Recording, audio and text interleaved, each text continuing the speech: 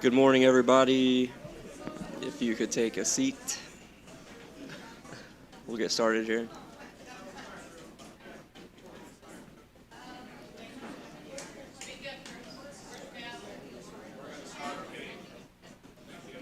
As soon as Kevin's finished talking.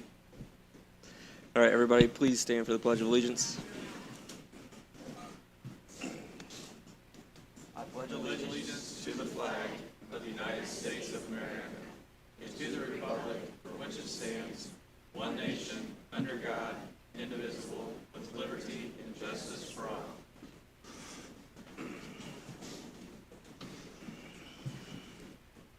All right, Mr. Bramble, minutes and claims, please. Let's see, we've got the May 4th minutes for approval and the May 10th minutes for the zoning hearing.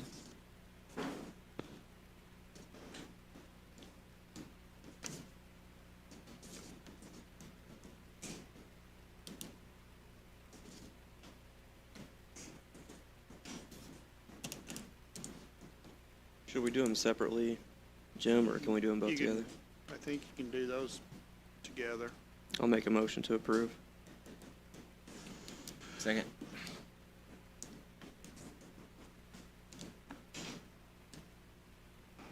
Any questions? All in favor by aye? Aye. Any opposed? Okay. Then we have the April 30 through May 6th claim docket in the amount of $3,346,877.24.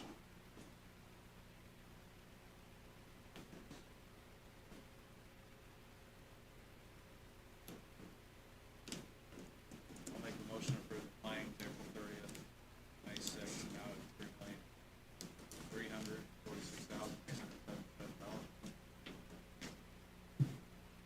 Second.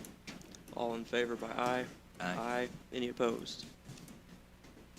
Then next, we've got the claims for May 7th through May 13th in the amount of $737,463.23 plus payroll of $1,140,108.11 for a total of $1,877,571.34. Motion to approve. All in favor by aye? Aye. Any opposed? All right, awesome. Okay, number 3 here on the agenda, approval for health insurance, of our health insurance. Brendan, do you want to touch on that? Sure, we got a good relationship with our health insurance broker, Sycamore Insurance. Jason Lester met with us a while back.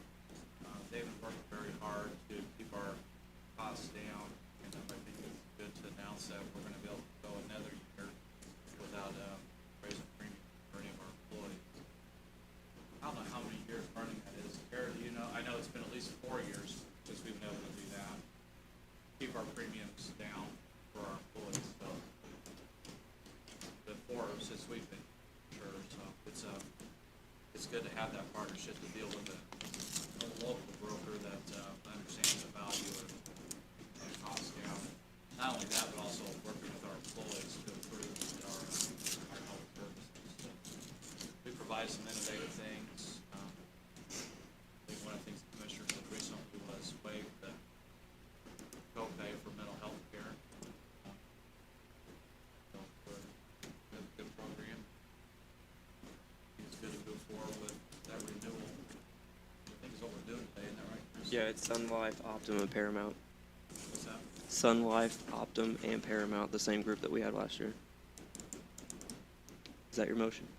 Sure, just make a motion to move forward with the new quotes for the future. Second. All in favor by Aye. aye. Any opposed? All right. Number 4, we have here St. Mary's Grant Administration Services. Christy, looks like you have a whole crew here. Would you guys like to get up and speak? Good morning. I'm Karen Dyer, the Vice President for Advancement and Strategic Initiatives at St. Mary the Woods College. Thanks for having us here today. We are coming to you today to request that Vigo County be the lead applicant in a community development block grant for the Indiana Office of Community and Rural Affairs, OCRA, on a project that we are bringing forward, our Conservatory of Music building, a historic renovation of that building. It was opened in 1913 at the same time of its sister building, Garin Hall, and we use it for many public purposes. It has an auditorium in it. Community is welcome there. We have lots of public-private partnerships, including the Terre Haute Community Band and the Sinfonetta, who use this space for free and have their concerts and do their practices. We are in the process of raising private philanthropic dollars for this building as well. We've raised about $430,000 to renovate the auditorium, and we are in a $50,000 grant with the IDNR Historic Preservation Grant to preserve the steps, the limestone steps and entrance right now. So this is a next step that would help us preserve the outside of the building, the tuck pointing, the windows, and help to keep the building dry and safe as it's over 100 years old, so that we can keep it around for another 100 years. We as a private institution are not eligible to ask for the grant. It needs to come through the county. And let's see, I'm gonna look at my notes here. For us to proceed, we would need your support to help us with ensuring that the building is available for continued use by the college and the community. Did I cover everything, Christy? All right, thank you. My name is Christy Gerald, Grant Administrator with Gerald Consulting and Grant Administration Services. I've been engaged by the college to work on this grant. I started as a grant administrator in the state of Indiana in 2009. I provided you my body of work in the packet that I gave you this morning. I've written over 127 OCRA grants, so that I've written those and also managed and closed those out as well. I am in good standing with the state, have no findings. So as Karen had mentioned, this program is actually federal grant dollars. They trickle from Housing and Urban Development, trickle down to Lieutenant Governor's office at the state level, and she actually awards and disperses those funds. It's a very highly competitive program. One of the stipulations is that the applicant has to be a city, a town, or a county. And so that's the reason we are asking the commissioners to be the lead applicant on the project.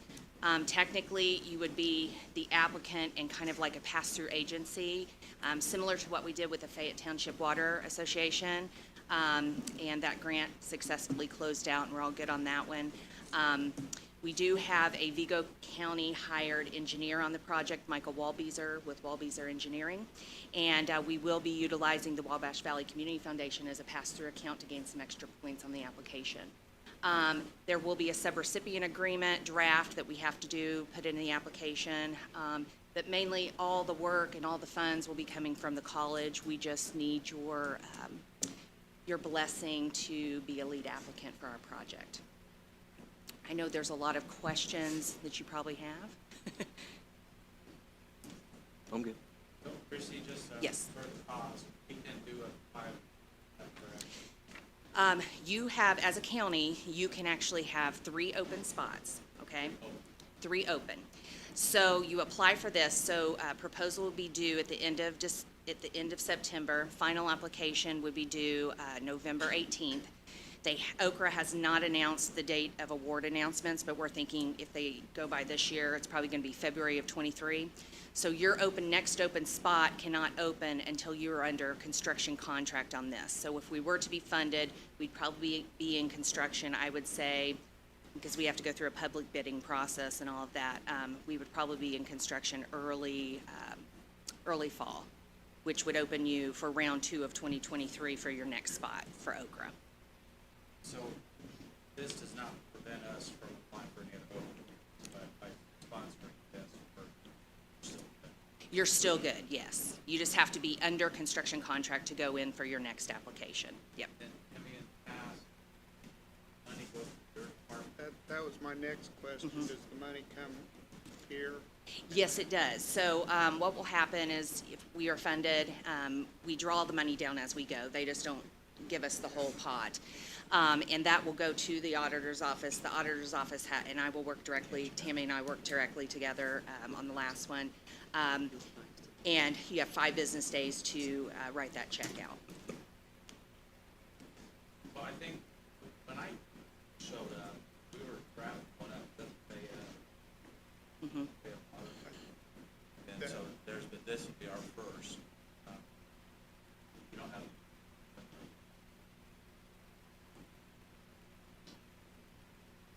So if we just acknowledge that we're the sponsor today, is that what you're asking? Yes, we're asking for your blessing. Yes. Maybe we should Some make, irony, a blessing at the facility at St. Mary the Lewis College. I think we're the wrong people. maybe, make a motion on being the lead on this Okra grant. I think it's a smart idea to take a vote. Brennan, you wanna do that? Well, okay, go ahead. Sure, Eric. I'll make a motion to be the lead component of this grant for St. Mary of the Woods College. Second. All in favor, by? Aye. Any opposed? Thank you, Christie. Now, I do Yeah. have one more thing to tackle. We do have to have 2 public hearings, one before the proposal and one before final application. Would you, since you are the lead applicant, would you like us to have those here in your, we can do Yeah, that? what we can do is during a normal meeting, we'll just also advertise a public hearing for that as well. And I'll take care of the public hearing advertisement and also do the minutes for you guys for that section as well. Okay. We'll just do it after our commission. I think we can have it during our meeting, can't we? Yeah, I would you assume so. can, you Yeah. can. And we can actually, they set Tammy as the main contact last time. If you'd like me to coordinate with her at all times on this. Okay. Is that okay with you, Okay. Tammy? Is that all right? She's like, great, not again.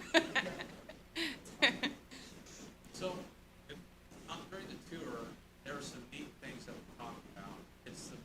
Has the best acoustics in the nation, or sort of, what is it, Karen? I kind of forget. So it's patterned, the building is patterned after one in Leipzig, Germany, that was bombed in World War II and no longer exists. So it's the only theater constructed this way of its kind that we're aware of in the world. And it has near perfect acoustics. The way that it has its own air handling system from 1913 that pushes outside air through these little bells under the seats and in and around so that's all part of its acoustic system. We actually just last Monday took all the seats out of the theater, and because our private fundraising that we're doing is paying for the seat restoration and some of the work to update the theater itself. And they went to Irwin Seating Company and will be recovered at the original. They're not original, but they're very old, so they were they're very old seats, and so they're going to repaint them and put them back in. So we're working on that now to have it complete by the end of summer. So we're in different phases. So we have a first phase, and this would be our second phase of restoration of the building. But it's very unique. It's like an egg, isn't it? Kind of, yeah, I think it's called the egg theory. So. Yeah.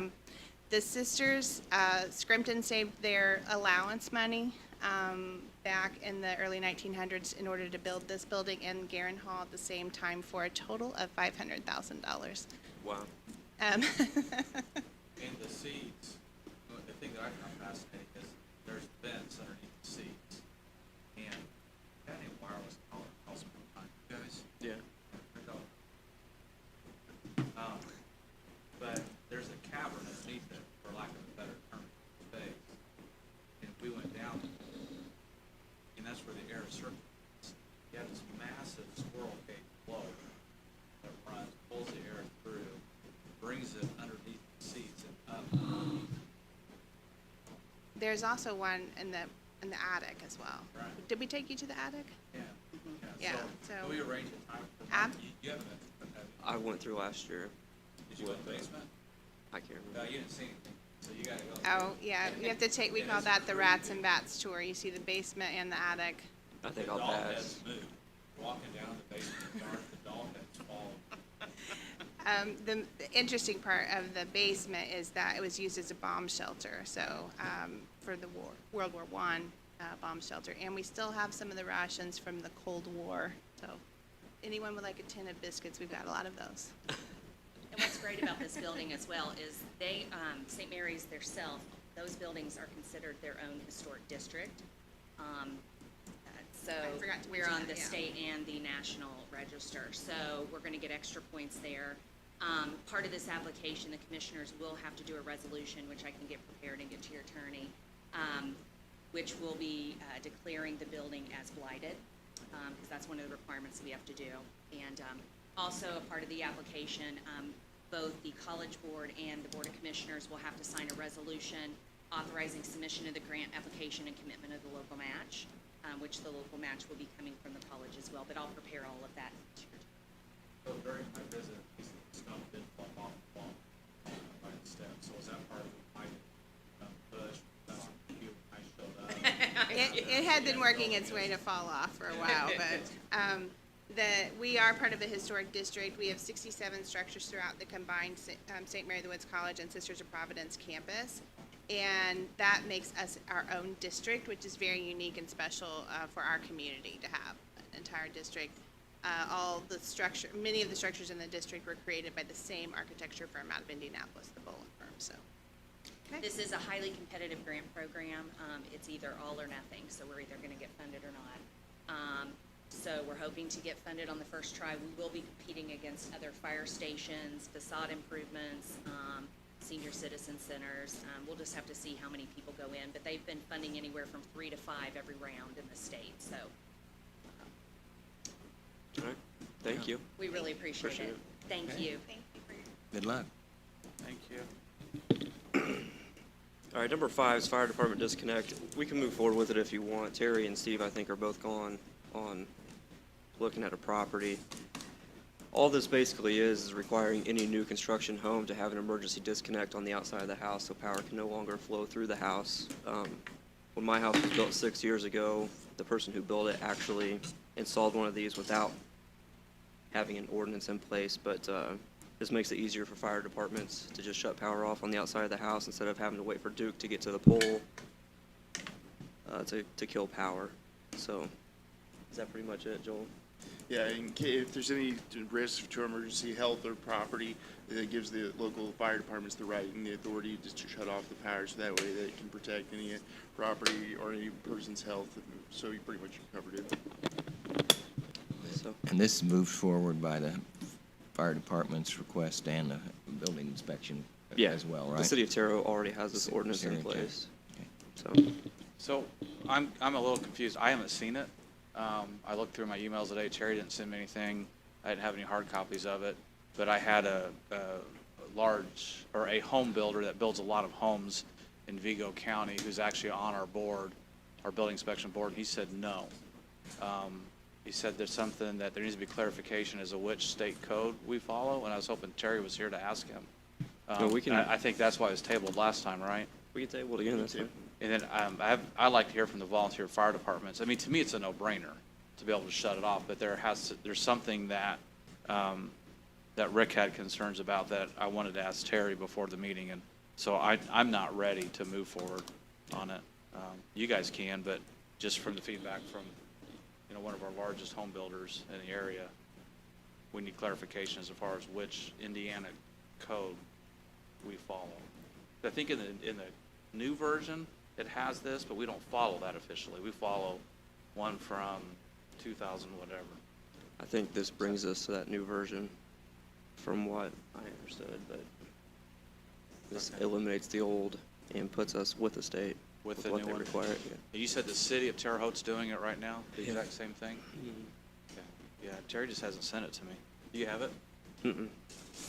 Bill, Reviewed it during a building inspection meeting when they were all discussing it. Do you have it, Joel? I have it, but I can look for the copy real quick. Do you recall if Rick was at that meeting? Because I talked to him 2 weeks ago, and he said no. Rick has been to every building inspection meeting this year so far. And he said in the meeting he was for it? I didn't hear him say any complaints about it. Okay. I have no problem tabling it though. if we I want think it's to the wait. right thing to do for sure, but It's up to you guys. We can make a move or we don't have to. We can table it. I would make a motion to move ahead with it. Let me wait to see if Joel has his email. real quick. Put Joel in the hot seat for a second.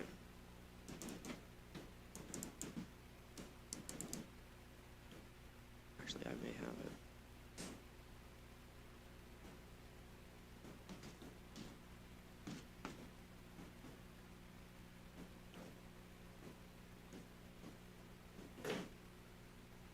Internet's moving slower.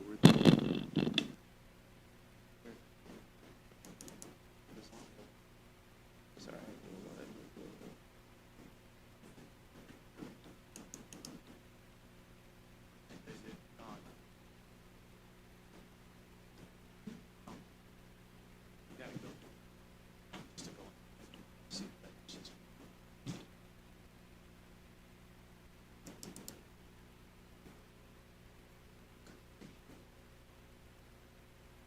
I can't find it off the top of my head. Okay. There's a motion on the floor by Mike Morris. I'll go ahead and second it. I feel comfortable to move forward with this after talking to several different builders in the community. So we'll do a vote here. All in favor by aye? Aye. Aye. Any opposed? I'm just gonna be no, because I haven't seen it. Terry never sent it to me, and he's Okay. not here to answer the question, so. Motion carries. Karen, you got that? Okay. Thank you, Joel and Terry, for working with Terry Bays on that. No problem. Comment from commissioners or other elected officials? Kevin Gardner, you got anything? Nothing?